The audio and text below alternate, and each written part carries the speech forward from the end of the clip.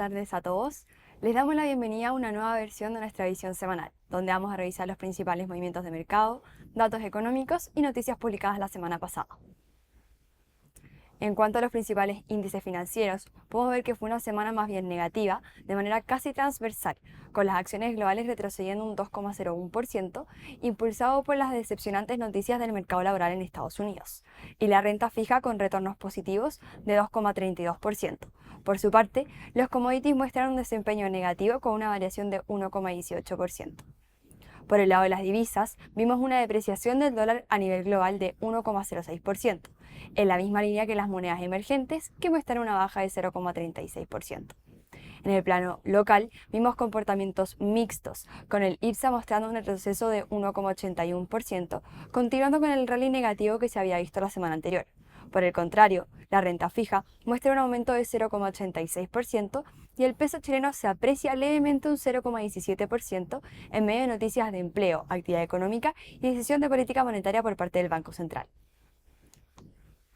Por el lado de las acciones a nivel global, podemos ver retornos negativos en todos los mercados sin excepciones.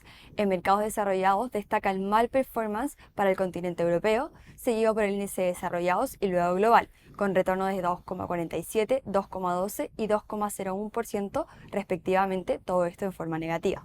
Por su parte, los retornos en Europa pueden estar explicados por un índice de precios al consumidor mayor al esperado con un valor de 2,6% interanualmente, siendo 10 puntos base por sobre las estimaciones de mercado. Por su parte, el mal desempeño de la bolsa japonesa se ha explicado por el aumento inesperado de la tasa de política monetaria por parte del Banco Central del país.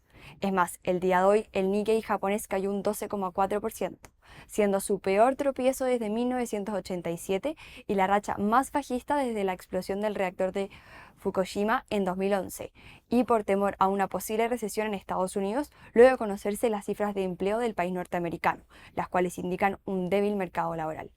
En mercados emergentes destaca el fuerte retroceso de la TAM con un retorno de menos 3,23% y emergentes que bajó un 1%.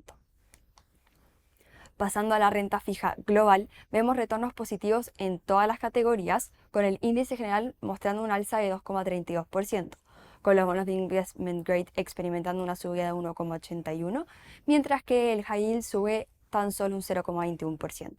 Por el lado de los mercados emergentes, la situación también es positiva. Investment grade de Estados Unidos mostró el mejor desempeño con un 1,69%. Esto en línea con la caída de las bolsas norteamericanas, que impulsa los rendimientos de los bonos del Tesoro, potenciando la renta fija.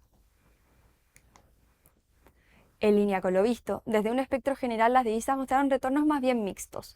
Destacan el yen a nivel global que transó con ganancias, apreciándose un 4,93% con respecto a los mercados desarrollados, luego de que la decisión del Banco Central del país japonés fuera subir la tasa de política monetaria. Por su parte, el franco suizo también destaca con desempeños positivos, con una apreciación del 2,86%.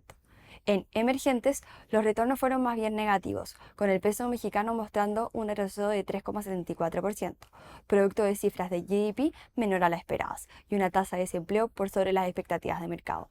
En la misma línea, la moneda colombiana se deprecia un 2,61%, mientras que el peso chileno muestra una leve apreciación de 0,17%. Por el lado de los commodities, vimos una semana de retornos mixtos, donde por el lado de la energía vimos un retroceso de 4,72% en el caso del petróleo LTI y el gas natural que cae 1,94% en medio de noticias negativas por parte de China. En cuanto a los metales, vimos retornos principalmente positivos, con el cobre cayendo 0,61%, continuando con su rally negativo en las últimas semanas, mientras que el oro y la plata muestran retornos positivos de 2,35 y 2,27% respectivamente. Por el lado de los commodities de agricultura, el trigo se recuperó luego de semanas mixtas con un avance de 2,96%, mientras que para el maíz y la soya se observaron valores de 2,03 y 4,48% respectivamente, retrocediendo. Pasando a la noticia de la semana, vemos en primera instancia que el pasado miércoles el Banco Central acordó de forma unánime mantener la tasa de política monetaria en su nivel actual de 5,75% en medio de una economía que muestra signos de desaceleración, pero con una inflación que se aleja del objetivo del emisor por el incremento en las cuentas de electricidad. En una decisión que fue adoptada por la unanimidad de los consejeros, el ente emisor se inclinó por dejar el tipo rector sin cambios por primera vez desde junio de 2023, cuando se situaba en 11,25 puntos base. Perdón, 11,25%. En los meses siguientes se inició un ciclo de recortes hasta llegar a los 25 puntos que redujo en la cita del pasado 18 de junio. La pausa es coherente con el mensaje que había entregado el emisor en el informe de política monetaria, cuando estimó que en el corto plazo la inflación repuntaría debido principalmente al efecto transitorio del aumento de las tarifas eléctricas. El Banco Central detalló que la inflación de junio estuvo en línea con lo previsto en el último IPOM. Esto ya que la medida subyacente del IPC sin precios volátiles como alimentos y energía tuvo una variación menor a la esperada, en particular en los bienes y por factores que estiman transitorios. Además, el mismo miércoles se conocieron los datos del mercado laboral, donde, de acuerdo con lo publicado por el INE, se crearon 16.000 empleos, que si bien se trata de una aceleración leve con respecto a mayo, 8.000, sigue estando por debajo del promedio mensual de 32.000 entre septiembre de 2023 y abril 2024. La fuerza laboral, a su vez, repuntó marcadamente con un aumento mensual de 30.000, desde el menos 6.500 visto en mayo, lo que llevó a una tasa de desempleo que se mantuviera en 8,3%. También observamos que el empleo informal sigue ganando terreno mientras que los empleos formales muestran un estancamiento, lo que no es una buena noticia. Si bien aún esperamos que el mercado laboral se recupere más, la desaceleración en los últimos 2 meses aconseja más bien una cautela. Por otro lado, el día jueves se publicó el Índice Mensual de Actividad Económica, conocido como IMASEC, el cual creció un 0,1% en el mes de junio, misma cifra vista en el mismo mes del año anterior. El resultado, muy por debajo de las expectativas de los analistas, entre 0,5 a 2,1%, estuvo influido por la expansión de la minería y en menor medida por el comercio, lo que fue contrarrestado por una caída en servicios. Aquí fue determinante el área de la educación, que se había afectado por el adelantamiento de las vacaciones de invierno respecto al año anterior y a la suspensión de clases por los temporales. La minería aumentó 1,7% respecto al mes anterior, tras un crecimiento del 0,9% en mayo. Ha revertido la mayor parte de la caída de marzo y abril, pero sigue por debajo de su nivel de febrero. El litio y el cobre representaron la mayor parte del avance. Los precios del cobre han bajado desde su pico de mayo, aunque siguen por encima de su nivel del primer trimestre y del año anterior, lo que respalda las perspectivas. La actividad, excluida la minería, aumentó 0,1% intermensualmente. Una fuerte caída en los servicios debido a un receso escolar temprano y a las interrupciones por las inundaciones contrarrestó la mayor parte de del fuerte avance en el comercio, la industria manufacturera y otras actividades. Los datos hasta junio indican que el PIB aumentó un 1,6% en el segundo trimestre respecto del año anterior.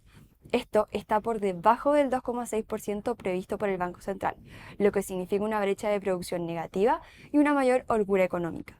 Las cifras implican que el PIB cayó un 0,6% intertrimestralmente tras un crecimiento de 7,9% anterior. Los datos de comercio y servicios indican un consumo débil.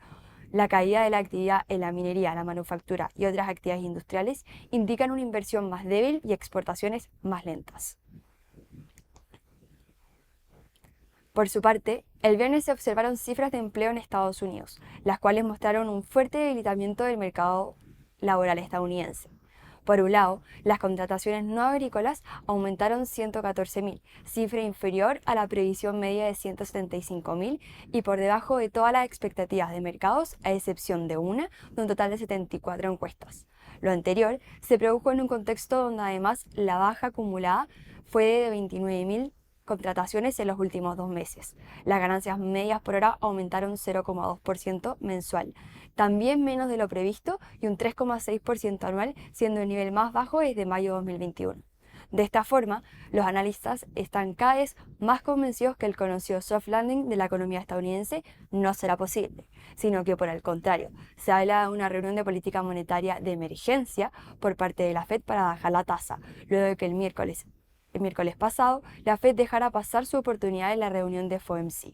Cabe recordar que la tasa de la Fed está en su nivel máximo desde hace 23 años. Por otro lado, la tasa de desempleo subió inesperadamente a un 4,3% en julio, superando las 69 estimaciones de la encuesta de Bloomberg. El aumento de 0,2 puntos porcentuales en el mes significa que se ha activado la llamada regla Sun, acuñada por la ex economista de la Reserva Federal, Claudia Sahm, que dice que cuando la tasa de desempleo promedio durante 3 meses es 0,5 puntos porcentuales superior al mínimo de 12 meses, se avecina una recesión, lo cual puede ser evidenciado en el gráfico de la izquierda. De hecho, Sam afirmó el día viernes en una entrevista de Bloomberg Radio que no vamos en una buena dirección. El informe del mercado laboral estadounidense notablemente muestra una economía más débil, por lo que se aumentan las apuestas de que la Fed reducirá las tasas de interés 3 veces este año y que los responsables de las políticas iniciarán el ciclo con un movimiento de 50 puntos básicos en septiembre en lugar de los 25 puntos base que se esperaba inicialmente. Esto puede ser argumentado en el gráfico de la derecha. Por su parte, los bonos del Tesoro también se vieron afectados tras la noticia, con rendimientos subiendo entre 13 y 14 puntos básicos a lo largo de la curva en un agresivo movimiento alcista que ha ampliado el diferencial de los bonos entre 2 y 10 años en casi 8 puntos básicos y se acerca a una desinversión por primera vez desde julio de 2022. Los rendimientos estadounidenses a 10 años se negocian alrededor de 3,75% después de alcanzar el nivel más bajo desde junio de 2023. Si bien los ánimos se regularon un poco a las 10 de la mañana luego de conocerse los datos de ISM en Estados Unidos, los cuales fueron levemente por sobre lo consensuado por el mercado, la situación sigue siendo bastante hostil. Luego, pasando a la tercera noticia de la semana, vemos que el Banco Central de Japón decidió el miércoles subir las tasas de interés de referencia a corto plazo hasta 0,25%, lo que supone el segundo incremento aplicado por la entidad este año y un nuevo paso hacia la normalización de su política monetaria, decisión inesperada por el mercado y que ha afectado a las bolsas asiáticas de forma negativa. De esta forma, el Banco Central del país asiático cree que una regulación monetaria más estricta podría impulsar el lento consumo en Japón, ya que tasas más altas impulsarían aún más el yen y aliviarían los precios de importaciones clave como gasolina y alimentos.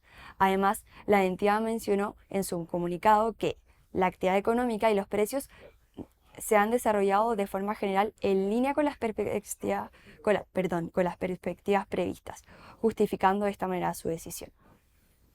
Además de la nueva subida de tasa de interés que sucede a la del pasado marzo, que se situó en 0,1% y puso fin a la política de tasas negativas después de 17 años, se decidió recortar aproximadamente a la mitad su programa de compras masivas de bonos del Tesoro. La entidad también anunció que continuará incrementando los tipos de interés de referencia en los próximos meses y ajustando el grado de estímulos monetarios si se cumplen las próximas previsiones macroeconómicas. De hecho, acá en el gráfico podemos ver cómo la corrección y los bear markets que se han dado sin recesión. De hecho, en el gráfico que está a la izquierda, vemos que en ocasiones sí ha pasado que las bolsas han bajado drásticamente, una corrección de 10 o bear markets del 20%, pero no se han visto necesariamente recesiones. Bueno, y en el lado de la derecha vemos que existe un fuerte salto en la volatilidad accionaria. Importante también destacar de alguna manera cómo, si bien los resultados de las tecnológicas han sido negativos, han sido más bien mixtos, la bolsa y los mercados los han tomado más bien como negativos y ha afectado negativamente a su desempeño dentro de los mercados. De hecho, vemos al cierre de mercado del viernes se supo que Warren Buffett había recortado su posición de Apple desde 140 billones de dólares a 84 billones de dólares en los últimos 3 meses, lo que es interpretado por los analistas como una señal de que el sector viene más bien golpeado y que los resultados serán peores en los próximos trimestres. Luego, pasando al desempeño de acciones en la semana, vemos en el lado izquierdo cómo aquellas que componen el S&P 500 tuvieron retornos positivos y negativos respectivamente. En el lado positivo vemos a Virgin, Dexcom y Labcorp Holdings con retornos sobre el 10%, mientras que en el lado negativo destacamos a Carnival y Smurfit WestRock con retornos de menos 14% aproximadamente. Luego, en el lado derecho de la pantalla, podemos observar cómo Enel, Vapores y Quiñenco destacan con retornos positivos, mientras que Latam y Química y Minera Chile S.A. tiene retornos más bien negativos. Posteriormente, pasando a las noticias y al calendario económico de esta semana, vemos que, por un lado, hoy lunes se conocieron cifras de PPI en la eurozona. En Estados Unidos tuvimos el ISM Service Index, el cual fue de 51,4% cuando se esperaba un 51%. Luego, el día de mañana, martes, vamos a tener Trade Balance en Estados Unidos y en China, así como también cifras de CPI en Taiwán. Posteriormente, el día miércoles, tenemos cifras de producción industrial en Alemania, MBA Mortgage Applications en Estados Unidos y Trade Balance en Chile, así como las cifras de exportaciones de cobre. Posteriormente, el día jueves, tenemos en Chile cifras de CPI, en México cifras de CPI, en Estados Unidos tenemos Initial Jobless Claims, así como cifras de inventario, como también tenemos la cifra de política monetaria en México. Finalmente, el día viernes vamos a tener cifras de inflación en Brasil. Muchas gracias a todos por su atención. Nos vemos el próximo lunes en una nueva versión de nuestra visión semanal. Recuerden que ante cualquier duda o requerimiento, nuestros canales de atención estarán siempre abiertos para ayudarlos. Que tengan una muy buena semana.